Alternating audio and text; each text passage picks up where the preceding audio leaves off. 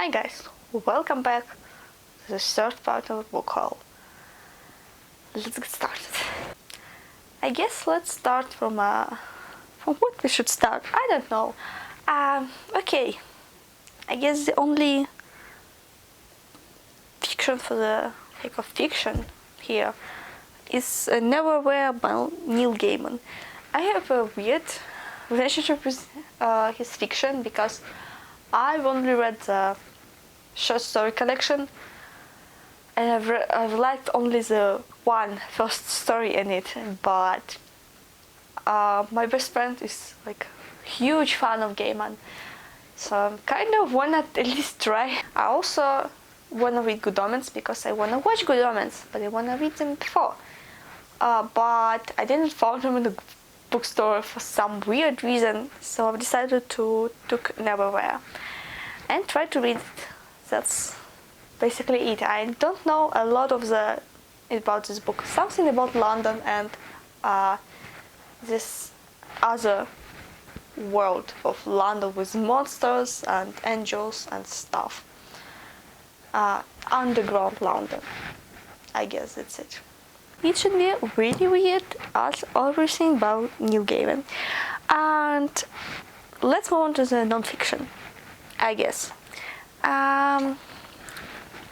First of all, as I mentioned in the wrap-up, I really want to read some more non-fiction about waste, plastic, environmentalism, zero waste, all that stuff. So here are How to Give Up Plastic by Will McCallum, and I've already read another book about waste, Garbology, and as I get from Bloom, it also would be more about waste, and so why plastics. You need to give up plastics, and like really like the beginning of the blurb from the back. It's every year more than 360 million tons of plastic are produced, and 13.9 million tons went up in the oceans. One plastic bottle can take 450 years to decompose. So it probably would be all about how to give up this waste, specifically in terms of it. But I am excited. I think it will be interesting. I don't think I will find a lot of extra new information out of it, but still, we'll see. Another book I showed you in my wrap-up currently reading is and I forgot the English title again. Great. The Thrilling Adventures of Lovelace and Babbage. It's non-fiction, but in format of comic book. About Ada Lovelace and Charles Babbage, and their about his counting mathematic machine and her algorithms for this machine. So the first pretty small actually part is like the real story of what really happened, as a comics with some notes, and then it's like what if something else happens. Like I literally read the main historical part, and it was like this small amount of the book. All of this like the fantastic adventures.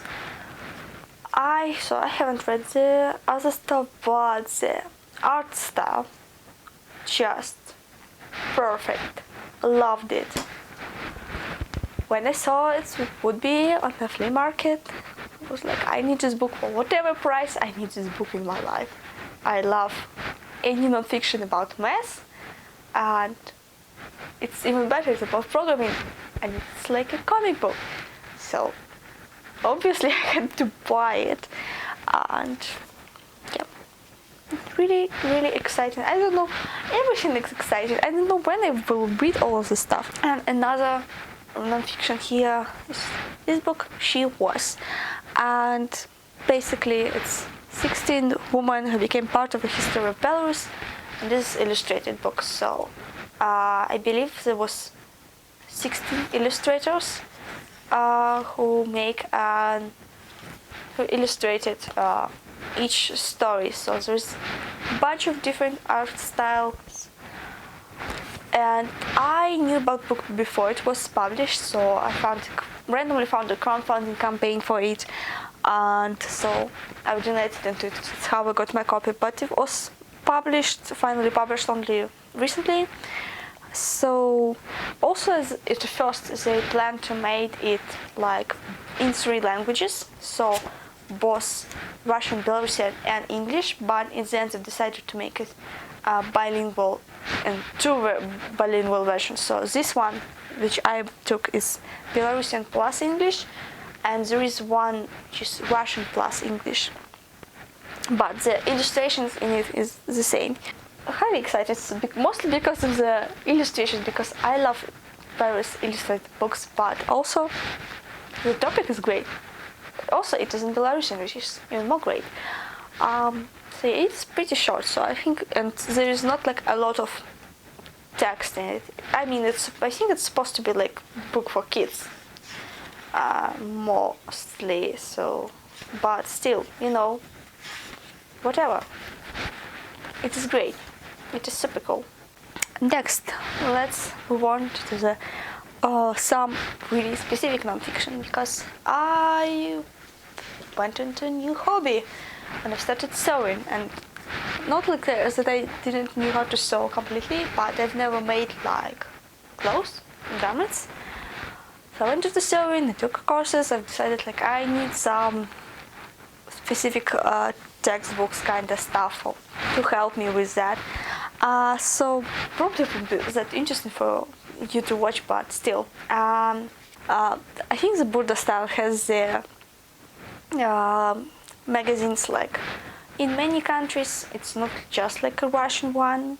There's a lot of editions as they sell patterns just like it is. So, and they have the book with a collection of different notes of like some technical stuff, like how to do various types of pockets, how to use their pattern, and how to adjust their pattern for different, if your height is like different from standard, or like your parameters are different from the standard. So really helpful book for beginners. So in my opinion, I found it really great, used it quite a lot, even like I've just started a couple of months ago. So yeah, I think this, of course, like you can find a lot of this stuff online and like watch YouTube videos, but it's like really well structured. Like you can look at the different techniques with the diagrams, like, and compare different things if you like, if you're not sure what technique do you want to use and what type of pocket you want to use. And also, you know, even if you like decided, oh whatever, I will watch YouTube, you still need to know how to call this stuff, how it's named, to search for some specific thing. And like here, like you open like and see, oh okay, so that's how it's called. And if you still don't understand something from the diagrams, like then you can go and watch YouTube and watch different tutorials on how it was made. Another book here, I think this is a translation, so it should be an original title here. Metric Patterns Cutting for Women's Wear of Wilfred Aldrich. So this is about pattern making, or how to, you can hack a pattern if you would like, basically like for example how to, from a base sleeve you could make different shapes of sleeves, and how from a base bodice or dress base, for example, how you could make different types of dresses, how to, from a basic skirt, like rectangular skirt, you could make different types of skirts. And even though, you know, for me as a beginner, it's easier to go through the like specific pattern and just so using the pattern. I think it's really useful, and it helps to understand and recognize some parts of a pattern, and like if you need to adjust, just to adjust something, sometimes you need to connect different pieces which was separated in the process of pattern hacking or pattern making. So you need to like kind of understand where it was, where it came from. I can say that I've read a lot from this book because like it's huge. There's a couple of sections like for trousers, for skirts, for tops and sleeves, and how to work with stretch fabric separately, how to make pattern for stretch fabric. So that's a lot. I haven't read it fully, but from what I've read, I loved it, and I think it was a great investment. So it was pretty damn expensive. Let's move on to the French. Honestly, I need to start study more and stop buying books, but I can't hesitate. So first of all, I got these 3 beasts. It was all together, and I think it was somewhere like $4 for all 3 of them. So that's why I bought all of them. But I'm not sure because like there is like 2 books which are said like part 2, and I don't understand what's the difference. I guess like one is of them like textbook and another one is like exercise book. Probably, I'm not sure. Also, there is no CDs for it, but for $4, they're giant. There's a lot of exercises. I haven't studied using this one, but it looks really great. We'll see if it's like really better than my the textbooks I have. Another book I bought. This is so I usually don't buy French textbook which meant for scholars, because it's usually made for a classroom environment. So it means like the teacher has his own textbook, his own study plan, it will show something to you. You need to practice with the teacher or with a classmate. You listen to the audio and to task in a notebook, specific printed notebook, and you read the textbook.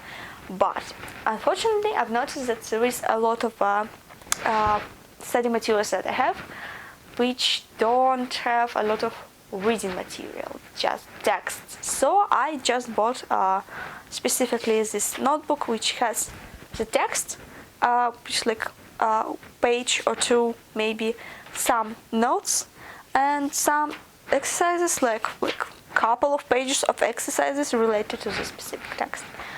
And I think it would be great.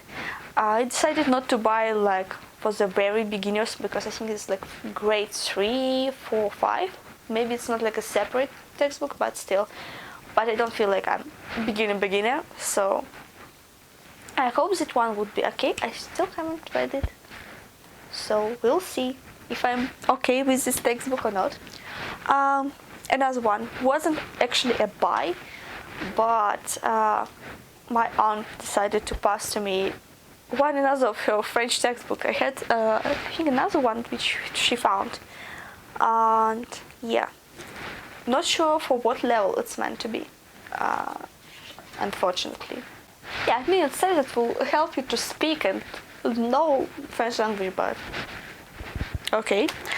And I don't think I've showed you this book to you anywhere. I bought it a while ago, just forgot to put it in the book hauls. Book in French. I have a weird obsession just when I see book haul in like second-hand bookstore or on the flea market and it's in French, like I need to buy it.